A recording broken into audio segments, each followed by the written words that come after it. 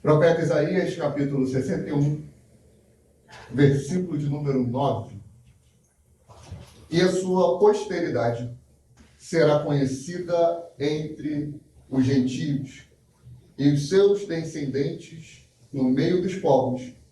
Todos quantos os virem, os conhecerão como descendência bendita do Senhor. O Senhor, abra atualmente o teu coração, faça minha língua com apenas um 10 versículo para falar com a igreja. Podem sentar, em nome de Jesus.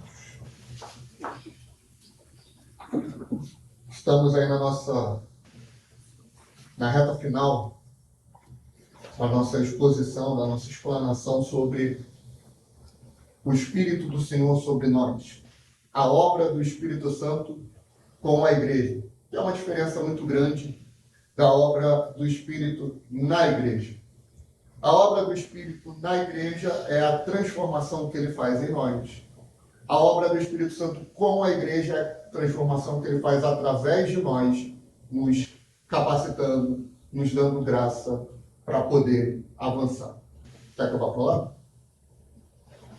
Ela é exigente, né? Beleza? Ih, rapaz, né? Cachorro não pode entrar na igreja, né? Porque ficaram de fora os cães, né? Não pode entrar. Está na Bíblia. Apocalipse 22. Vamos lá. Então, irmãos, é a obra que ele faz em nós, para agir através de nós. E a gente precisa mentalizar, entender e crer que ele faz essa obra única e poderosa. A obra que ele faz na vida da igreja, ela é inefável. Ela é incomparável, ela é incalculável. O que a igreja pode atingir e pode alcançar, não tem economia, não tem saúde pública, não tem governo federal que pode fazer. Ninguém pode fazer o que a igreja faz. Só que isso não é por causa da igreja, é por causa de quem? Do Espírito Santo de Deus. Jesus, em um momento, no final da sua vida, aqui na terra, ele está diante daqueles guardas que o tentam prender. Eles falam assim, olha, nós viemos buscar Jesus. Jesus se apresenta, está lá em João, sou eu. O que acontece com eles? Eles caem, endemoniados. Aí eles levantam, viemos buscar Jesus, eles caem de novo, quando Jesus se apresenta. Só quando Jesus não fala nada, ele se entrega, eles conseguem ir. Quando ele está diante de Pilatos, Pilatos vira para ele e começa a questionar sobre a verdade, aquela coisa toda, né? Aquelas paranoias lá dos romanos. Jesus responde, quem é da verdade ouve a minha voz. Aí Pilatos, muito intrigado com ele, Jesus, para acabar com a história, fala assim, olha, você não teria nenhuma autoridade sobre mim, se do alto não fosse concedido. A gente está falando, irmãos, é que hoje a gente vê a Bíblia como um todo, pela misericórdia de Deus, pela sua bondade, ele nos deu um presente chamado Bíblia. 66 livros inspirados, para que a gente consiga seguir a nossa vida em santidade. Muitas das vezes a gente não consegue, só que ela está aqui para nos instruir. Porém, nesse livro a gente consegue entender a manifestação da pessoa de Jesus como homem, a sua divindade, o seu ministério messiânico, toda a completude que a Bíblia revela. Não tudo que ele é, mas tudo que a Bíblia revela a gente entende. Só que até aquele dado momento, Jesus era só um homem, que estava começando a incomodar porque ele disse que era o Messias, o Filho de Deus, porque ele se fez um com o Pai. João 10,30, eu e o Pai somos um. Só que isso ainda não estava muito bem estabelecido socialmente. Até então era apenas um homem que estava colocando em xeque a autoridade dos judeus e dos romanos. Esse mesmo homem, quando ele está lá em Nazaré, na sinagoga, e a Bíblia ela faz questão de dizer, na sinagoga deles, quando ele está na sinagoga deles, ele abre esse livro, Lucas 4, vai relatar isso, ele abre em Isaías 61, e começa a falar e explanar essa verdade do Espírito do Senhor Jeová está sobre ele, etc, etc. Que ele fala, olha, hoje se cumpriu diante dos seus olhos, continua lendo. Eles pegam Jesus, levam para fora, querendo apedrejá-lo, querendo matá-lo. A Bíblia simplesmente diz que ele sai andando no meio deles e desaparece. Ele só morreu pelas mãos de Pilatos, porque ele de fato se entregou. E Deus assim determinou que ele fosse morto. Não existe ninguém capaz de parar Jesus. Não existe ninguém capaz de parar o ministério da igreja. Porque ele fluía pelo poder do Espírito. Ele não morreu por Pilatos porque Pilatos era grande, mas porque um maior do que ele determinou que ele morresse naquele momento. Tanto é que antes já tentavam matá-lo. A Bíblia diz que ele simplesmente andou no meio da multidão e sumiu. Certamente The Chosen vai relatar bem isso, né? Vai exemplificar bem isso. Eles ficaram assim assustados e Jesus passa cheio de autoridade no meio deles. Essa autoridade está sobre mim e está sobre você. Ontem eu vi um pouquinho disso, né? Eu acho que o ambiente não permite que eu relate, mas no final do culto, quando acabar, eu conto para vocês o que aconteceu. Quando a gente está vendo alguma coisa que pode dar em morte acontecer com a gente, mas a gente é livre.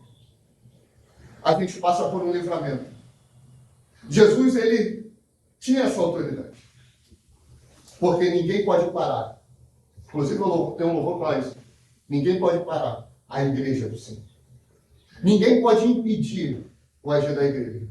É por isso que Jesus, ele fala em João 20, 21, como o Pai me enviou, eu envio vocês.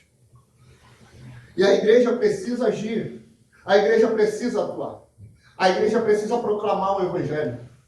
Hoje está um sol, está calor. Provavelmente vocês não viram, talvez a Caterine e o Pedro, que estavam aqui na frente, viram. O pessoal andando ali, talvez a senhora tenha visto. Provavelmente testemunho de Jeová. Batendo nas casas no domingo de manhã. Renunciando à sua vida. Renunciando aos seus prazeres para estar evangelizando. Uma seita. É por isso que a Bíblia também diz que os filhos das trevas são mais prudentes do que os filhos da luz. Dedicados e operosos dentro daquilo que eles acreditam. É por isso que a gente precisa criar essa mentalidade como igreja. A mentalidade do poder do Espírito Santo. A gente às vezes acha que precisa de muito. Eu particularmente fiquei muito feliz. Eu virei até para elas e falei, nossa, olha só a nossa caixa nova. Não pedimos um dinheiro, não persuadimos ninguém, não manipulamos ninguém, não fizemos campanha, corrente, sem negócio tudo. Campanha, primeiro, se fosse bom, o político não fazia, certo? Corrente, se fosse legal, não aprisionava. Então, a gente não fez nada disso e estamos aí. Mas a gente precisa da caixa para pregar o Evangelho? Não. A gente precisa de uma grande estrutura para ser igreja? Não. A gente precisa de uma mentalidade correta, que é exatamente o que Paulo fala em Romanos 12. Rogo-vos, irmãos, que apresenteis os vossos corpos, ou o vosso corpo, em sacrifício vivo, ou como sacrifício vivo, santo e agradável a Deus, que é o vosso culto racional. E não vos conformeis com esse mundo, ou não tomeis a forma desse mundo, mas transformai-vos pela renovação do vosso entendimento, pela renovação da vossa mente. O ser igreja está aqui dentro. O ser igreja começa aqui dentro. E o ser igreja não é saber os versículos. O ser igreja não é ser só rápido ali na Bíblia. Mas o ser igreja é ler a Bíblia. É estudar a Bíblia. É viver a Bíblia. E é fluir pela Bíblia. A gente não pode ser um cano. Não dá, né? Porque ele é muito bom jogador. A gente não pode ser um cano aonde passa... Aliás, a gente tem que ser um cano. A gente não pode reter a Bíblia. Ela tem que entrar em nós, passar por nós e sair do outro lado. A gente tem que levar esse evangelho, essa palavra adiante. Isso é ser igreja. Isso é ter um entendimento renovado. Isso é sacrificar a própria vida. Isso é se entregar para que o reino de Deus avance cada vez mais. A gente vai ter algumas conversas nos próximos meses sobre a doutrina da igreja, da nossa congregação, do nosso ministério. E a gente vai trabalhar bastante isso. A gente vai trabalhar bastante a questão do dízimo, por exemplo. Como que o dízimo é tratado no Novo Testamento? A gente falou bastante na semana passada, no domingo passado. Existe uma idolatria sobre o dízimo, de que se a gente não der o dízimo, a gente não é salvo. Se a gente não der o dízimo, a gente não é participante do reino. Se a gente não der o dízimo, vai vir o devorador, não é? Só que o devorador é só o gafanhoto que está lá em Malaquias. E tem toda uma explicação sobre aquilo. Novo Testamento, a palavra dízimo, se eu não me engano, aparece uma ou duas vezes. Uma delas é em Mateus 23, quando Jesus está criticando aqueles que dão dízimo. Aparece duas vezes, aparece em Lucas também. Atos dos Apóstolos aparece quantas vezes? Nenhuma. Porque o conceito de contribuição no Novo Testamento é diferente do Antigo. O conceito de contribuição no Antigo Testamento é uma parte. O conceito de contribuição no Novo é a vida toda. O conceito de busca a Deus no Antigo Testamento qual é? É o sábado. Qual é o conceito do Novo? Hoje, se ouvirdes a minha doce voz, não endureça o vosso coração. A gente precisa desmistificar algumas coisas e incutir dentro da nossa mente a identidade de igreja. Para que a gente flua pelo poder do Espírito Santo. E a primeira mentalidade que eu e você devemos, precisamos e é necessário ter, é a mentalidade de fluir pelo poder do Espírito Santo. É a mentalidade de buscar o Espírito Santo de Deus. Quando a gente vem para o culto, irmãos, é maravilhoso ver vocês. É maravilhoso te ver. Eu estou triste, não estou vendo a dela hoje. Mas é maravilhoso vê-la. Só que o propósito do culto não é para ir ver o irmão. O propósito do culto é para, junto com o irmão, buscar pelo poder do Espírito Santo. E estavam todos reunidos no mesmo lugar. E de repente, veio sobre eles um som, como de um vento veemente e impetuoso. E o Espírito encheu toda a casa. E viu-se sobre eles labaredas, línguas como que de fogo. E eles começavam a falar em outras línguas. Atos dos Apóstolos, capítulo 2. Eles estavam reunidos, eles estavam juntos. Eles estavam buscando a Deus, eles estavam fluindo no Espírito. Eles estavam congregando. O Espírito não vem só quando tu está no teu quarto buscando, ele vem aqui também. A probabilidade dele vir e nos encher e nos dar experiência gloriosa não é só para a gente ter experiência para falar para Deus e o mundo. Tivemos experiências, não, mas é para fluir no poder do Espírito. O apóstolo Paulo fala lá para a igreja de Corinto: olha, nós fomos até vocês no Espírito e em demonstração de poder. O poder de Deus, ele é poderoso o suficiente para destruir fortalezas. Me lembra Jesus. Se tiveres fé do tamanho de um grão de mostarda, é uma das primeiras coisas que eu me lembro de ter aprendido sobre a Bíblia. O tamanho do grão de mostarda ser menor do que o tamanho de um grão de arroz. A tua fé, ela não precisa ser estrondosa, ela só precisa ser uma fé que dê fruto. Se tu tiver essa fé, você pode mandar para o monte, ó, se move daqui para lá. É claro que isso é uma metáfora de Jesus. Ele está mostrando que aquele que tem fé pode mover no impossível e fluir pelo poder do Espírito. Você tem essa fé? Você entende a mentalidade que você tem que ter como igreja? É o que nós precisamos. É o que é necessário para a minha vida e é necessário para a sua vida. Bom, então, vamos lá, porque fechou aqui contra a minha vontade. Ele está com livre-arbítrio agora, né? Na igreja, o que, é que a gente tem, irmãos? A introdução foi maior do que eu tinha planejado. Né? O que, é que a gente tem na igreja? A gente tem a pluralidade. A igreja é a família do Senhor. E na família do Senhor, nós temos pessoas diferentes. Vamos pegar a nossa própria família? A gente é diferente. Fisicamente não, né? Já te falei que a gente é a cara um do outro. E todo mundo concorda com isso, por mais que você tente negar. Certo? Mas nós somos diferentes. Nós temos jeitos diferentes. Eu sou muito mais legal do que ele. Infinitamente mais. Ele é muito mais gentil do que eu. Assim, uma coisa de louco. Assim, o nível, ele está na liderança do brasileiro, eu estou lá em último lugar no quesito gentileza. Somos diferentes, mas a gente é da mesma família. A gente tem que aprender a respeitar o diferente. Perceba, eu não estou falando para a gente aceitar o pecado. Eu estou falando para respeitar o diferente.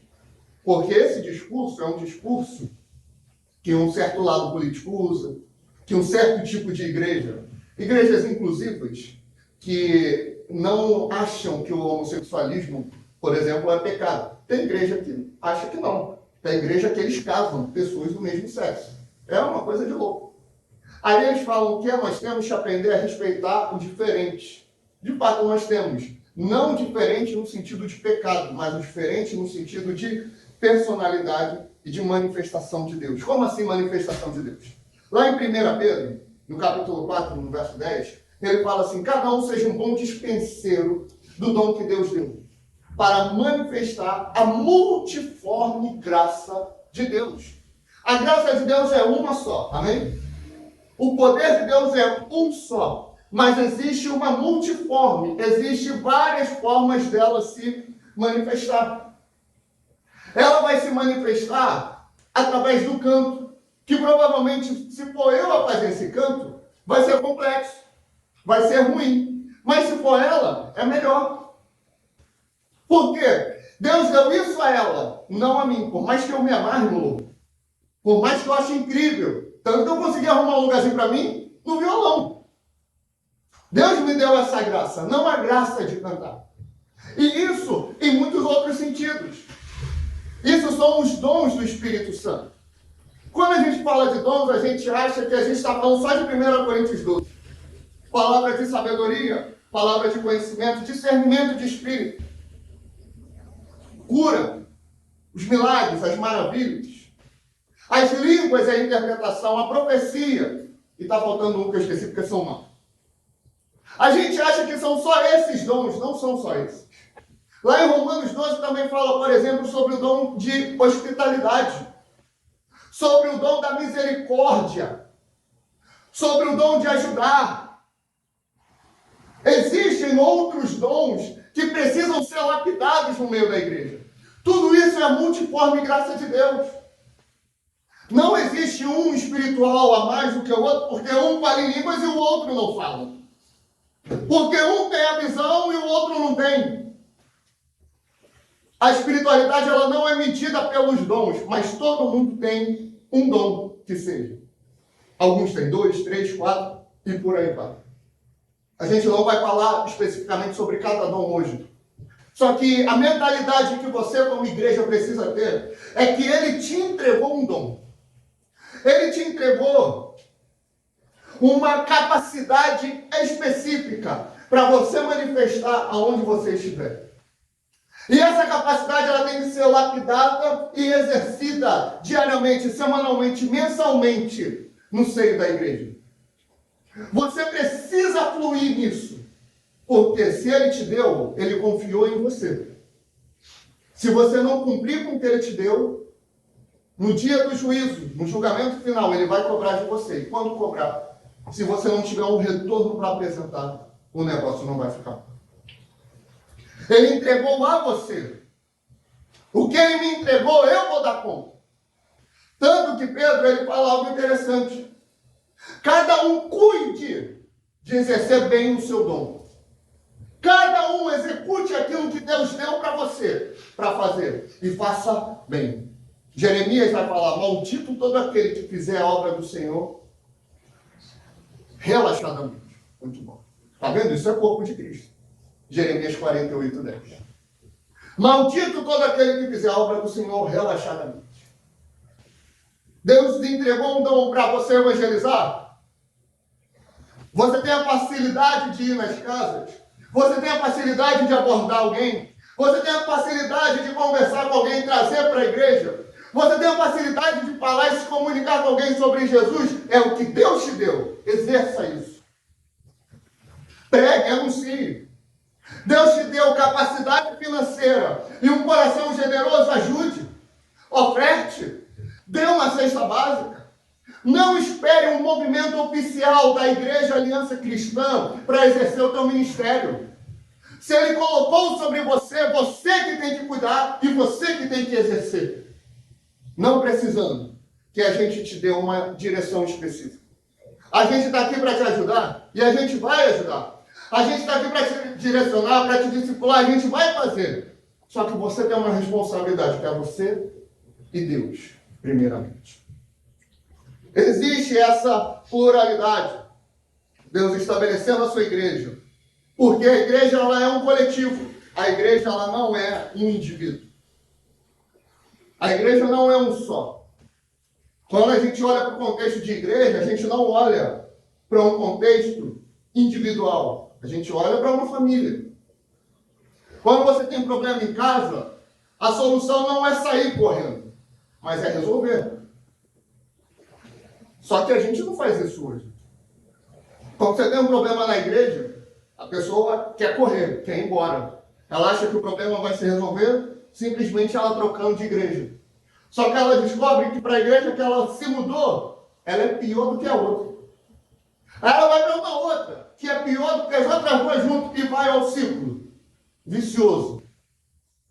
É um coletivo, irmãos. Vai ter problema sempre. Vai ter desavença de vez em quando. Vai ter um olhar torto, erradamente. Mas o que a gente deve fazer? Como que a gente deve agir? Como que a gente deve conversar? Não é simplesmente indo embora, mas é estando juntos, em comunidade, em família, como o corpo de Cristo, como o povo de Deus. A gente perdeu muito o conceito da unidade. A gente perdeu muito o conceito da união. Uma vez eu ouvi um homem de Deus falando assim, a união é como se fosse um saco de batata. A união é como se fosse um saco de batata, por exemplo. O que é a unidade? A unidade é o purê de batata. Na união a gente consegue ver a batata que está meio esquisita, né? Tem uma mancha assim, está meio feinha, a batata grande, a batata menor. A gente consegue ver. Agora, no purê de batata, a gente não consegue distinguir. Olha, essa porção aqui do purê era da batata grande. Era da batata que estava feia por fora. Não. A unidade é todo mundo junto. É todo mundo unido. A unidade é o conceito de ser inseparável. É o conceito de não ser distinto. Existe uma pluralidade na manifestação daquilo que Deus deu para a gente. Só que em tudo existe o amor, conforme Paulo fala aos Colossenses. O amor é o vínculo da paz. O amor é o vínculo do perdão. O amor é o vínculo da unidade. É por isso que Jesus, ele vai falar assim, em João 13, 34 e 35, um novo mandamento eu dou para vocês. Que vocês amem uns aos outros, assim como eu amei vocês. Vamos parar aí. Como foi o amor de Deus sobre nós? Está desligado aqui. Como é que foi o amor de Deus sobre nós? Como é que foi? O amor dele sobre a minha vida e sobre a tua vida. Como é que a gente viveu esse amor? Como a gente experimentou esse amor? Como é que a gente teve acesso a esse amor? Ele mesmo fala, João 3,16. Porque Deus amou o mundo de tal maneira que deu o seu Filho unigênito, para que todo aquele que nele crê não pereça mais, tenha a vida eterna. Ou seja, o amor que Deus manifestou para aqueles que creem é entregar o seu próprio Filho à morte. A pergunta que eu tenho para você é: você está disposto a entregar a tua vida pelo teu irmão? Você está disposto a entregar o teu tempo pelo teu irmão? A entregar o teu dinheiro pelo teu irmão? se tu não está disposto a entregar um pouco do teu tempo, um pouco do teu dinheiro, entregar um pouco ali da tua paciência pelo teu irmão, você não está disposto a morrer pelo teu irmão. A gente tem que ser o oposto de Caim. Jesus é esse tipo de irmão. A representação bíblica é exatamente essa. Enquanto Caim vai e mata Abel, Jesus vem e morre pela igreja. Por isso que nós somos herdeiros de Deus e co-herdeiros com Cristo Jesus. Amém? Amém. Você entende isso? O amor que Deus quer de mim e de você é que a gente entregue a nossa vida pela igreja. Juntos. Um novo mandamento eu dou para vocês. Que vocês amem uns aos outros como eu amei vocês. E nisto, preste atenção, e nisto conhecerão que vocês são os meus discípulos, quando amarem uns aos outros. Já teve gente, que a gente já convidou, conversou ao longo da vida, para visitar a igreja, vamos lá na igreja. E, gente, a igreja é pior do que o mundo. Vocês têm mais briga do que qualquer coisa. Vocês têm mais desavença entre vocês do que qualquer coisa. Para ir para a igreja, para viver igual vocês, eu fico aqui que eu estou melhor. Eu estou na minha família, estou em casa. Você entra para a igreja, a família fica destruída. Por que fica destruída? Porque o camarada, ele lê lá, olha só. Meu pai e minha mãe é todo aquele que fizer a minha vontade. Eu vim para pôr em divisão. Irmãos, entenda o que Jesus está falando. Entenda o que ele está falando. Mas a gente quer chegar cheio de arrogância na nossa família. A gente quer chegar cheio de altivez, se mostrando superior a um, se mostrando superior a outro. E não é assim. A gente precisa exercer sempre o conceito do amor. O legado que Deus deixou para a minha vida e para a tua vida é amar. A ninguém deva nenhuma outra coisa a não ser o amor. Qual o débito que você tem com esse mundo?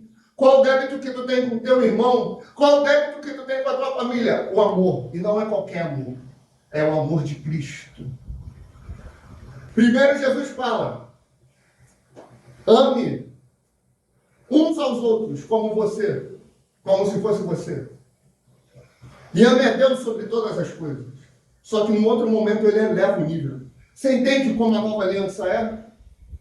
A antiga aliança é, olha, o mandamento é esse. Amem uns aos outros. E ame a Deus sobre todas as coisas. A nova aliança é, amem-se como eu amei vocês. O padrão de amor estava aqui. Ele coloca o padrão de amor aqui. Isso é tremendo. É o amor que tem que estar no coração de cada um de vocês. É o amor que tem que estar no meu coração. Para exercer esse amor, a gente não precisa de cargo na igreja. Você não precisa ser obreiro, diácono, você não precisa estar cantando aqui na frente, você não precisa ser pastor. Você não precisa de nada disso. Você precisa do Espírito Santo de Deus. Você precisa do Espírito no teu coração. Amar não é fácil. Amar não é fácil. Amar é respeitar a diferença. Amar é ter paciência. Amar não é fácil. Amar é difícil. Amar é você ver um bandido que matou. Amar é você ver um bandido que está roubando, que está ameaçando a segurança, mas você olha para ele com um coração compassivo e você vira para ele com um amor que só o próprio Jesus tem e fala: ainda hoje tu estarás comigo no paraíso. O amor que Deus tem sobre nós é perdoar tanto aquele que tem uma mentirinha, quanto aquele que mata, quanto aquele que rouba, quanto aquele que violenta. Todos esses têm salvação, têm graça e têm perdão, têm amor. É por isso que eu digo e repito para os irmãos: o nosso ministério vai fazer 2 anos em outubro. E a gente já passou por uns ventos. Eu estava refletindo no período de louvor, vendo, a gente é pouco, somos poucas pessoas. Mas a alegria com que os irmãos chegam aqui é diferente. O amor com que os irmãos chegam aqui, a forma como os irmãos adoram, é diferente. E eu pensava assim, já quis jogar tudo para o alto, porque é muito problema. Muitas pessoas se levantando, não incomodando ninguém, não ameaçando nada de ninguém. Não, mas já quis se unir, fazer assim, fazer assado, pregar isso, ensinar aquilo. Não, aqui se ensina uma coisa só, Bíblia, a palavra de Deus. Amém. E já se levantaram. Se amanhã ou depois, qualquer um deles ou todos eles baterem nessa porta e quiser cultuar com a gente, o que a gente vai fazer? Vai impedir? Não, porque nós temos que ter o amor de Deus. Nós vamos receber, nós vamos acolher, nós vamos orientar, nós vamos amar. E se quiserem continuar com a gente, vão continuar. Porque a gente não está aqui para olhar para o mundo como inimigos, para olhar para outros como se fossem nossos adversários. Não, nós estamos aqui para amar. E o amor de Deus, Romanos 5, está em nosso coração através do Espírito Santo que nos foi dado. Aleluia. Se eu e você não temos a capacidade de amar, irmãos, presta bem atenção. Se eu e você não conseguimos amar, se eu e você não conseguimos perdoar, nós não temos o Espírito Santo de Deus. Romanos 5:8. O amor de Deus está derramado em nosso coração pelo Espírito Santo que nos foi dado. Não são as línguas que estão derramadas. Não é a profecia que está derramada. Não é isso. Não é a visão, não é a revelação. Não é o grego, o hebraico que está derramado em nós pelo Espírito. O que está derramado em nós pelo Espírito é o amor. É o legado de Jesus para a igreja. Amar. Amar. Sabe por que esse é o legado? Amor não é atributo de Deus. Que isso? Como diria o outro, extrapolou o pregador, né? Extrapolou.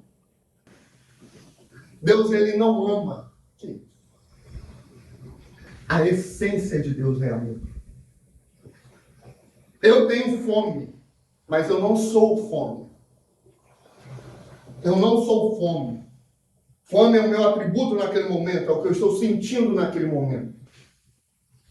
Só que tem dois atributos que a gente chama de atributo de Deus, que ele não apenas tem, mas ele é isso em essência.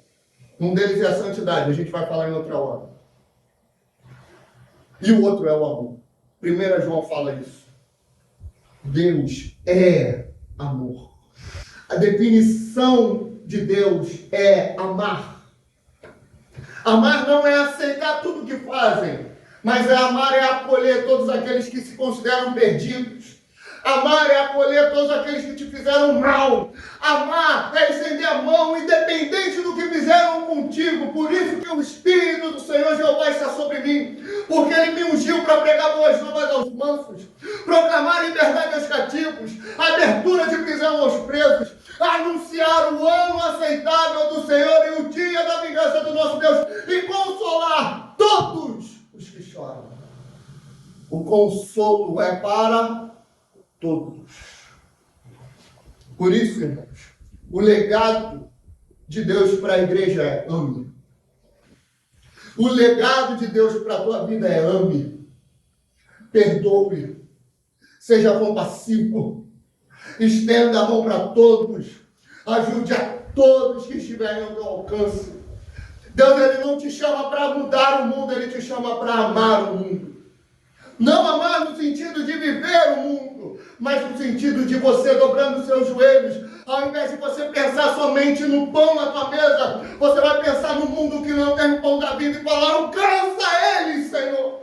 Derrama o Espírito sobre a aliança cristã. Derrama o Espírito sobre o teu povo. E que a gente consiga impactar esse bairro, essa cidade e essa nação com o poder do teu Espírito. Aleluia. Isso é amor. Isso é amor. Devemos marcar esse mundo com a nossa identidade. Nós somos luz para os gentios. Isaías 65 vai falar sobre isso. O mundo está perdido, está em trevas. E a luz somos nós. Manifestando o amor. Manifestando o amor. Manifestando o ágape. O amor. Ágape significa amor incondicional. Você compreende isso? Então, irmãos, se amem. E o se amar não é vira para o teu irmão do lado e fala isso, aquilo, tudo. Dá um abraço no teu irmão. Não, não é isso. Amar não é só mandar uma mensagem. Amar é você orar por esse grupo. Amar é você ir até esse grupo. Amar é você se movimentar. Amar a Deus sobre todas as coisas e o próximo como a ti mesmo. É você evangelizar. É você falar de Jesus. Isso é amor. Isso é o verdadeiro amor. A igreja é a família do Senhor, é a comunidade da fé, é o corpo de Cristo. A unidade da igreja é crucial para o avanço do reino. Deixe de lado a idolatria da sua denominação, declaração de fé, e seja devoto apenas a Deus. Exorto aos membros da Aliança Cristã que, ao evangelizarem, não proclamem a sua denominação, mas proclamem o Evangelho de Cristo. Não tragam idólatras da nossa denominação, mas faça discípulos para Cristo Jesus. A gente não vive em função da aliança cristã. A gente vive em função de Deus. Nós não somos devotos a um ministério, a uma denominação. Somos devotos a Deus, a Jesus, que manifestou, ele encarnou o amor quando ele morreu na cruz do Calvário. Amém? Vamos ficar de pé.